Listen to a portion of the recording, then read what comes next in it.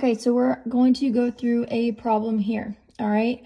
So it looks like a lot, but we take it step by step. It's not that bad, okay? So let's go ahead and read it. So it says, a company manufactures ink, jet, and laser printers. Boom. First sentence tells us what our X and what our Y are. Now, it does not matter which one you choose to be which, as long as you keep it consistent throughout your objective function, your constraints, your vertices, and your graphing, okay?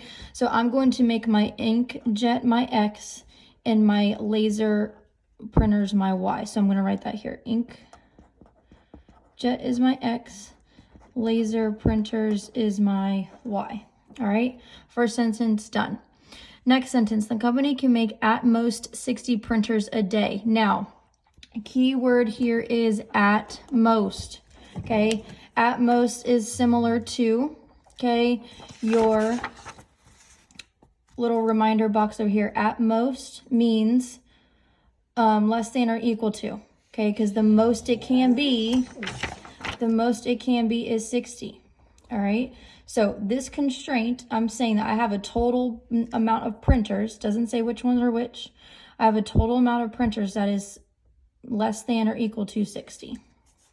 So constraints X plus Y less than equal to 60. So read it again. The company can make at most, which is the same thing as less than, at most 60 printers a day. So a certain amount of inkjet and a certain amount of lasers can be less than or equal to 60 a day. Okay, second one done.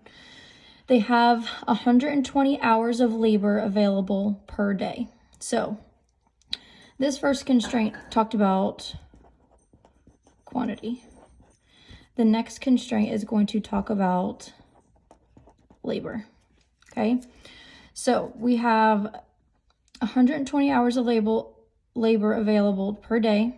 It takes 1 hour of labor to make an inkjet printer and 3 hours of labor to make a laser. So every time we talk about labor, we're going to make it all into one constraint, okay? So remember, my inkjet is X, my laser is Y. Okay, so they have 120 hours of labor per day. Now, if you can only have 120, you can be less than that, but you cannot go over that. So I'm going to say that that is, whatever I put over here is going to be less than or equal to 120, because I cannot go over 120 hours a day. Okay, so I have 120 available. It takes 1 hour for every inkjet. So 1x plus 3 laser plus 3y.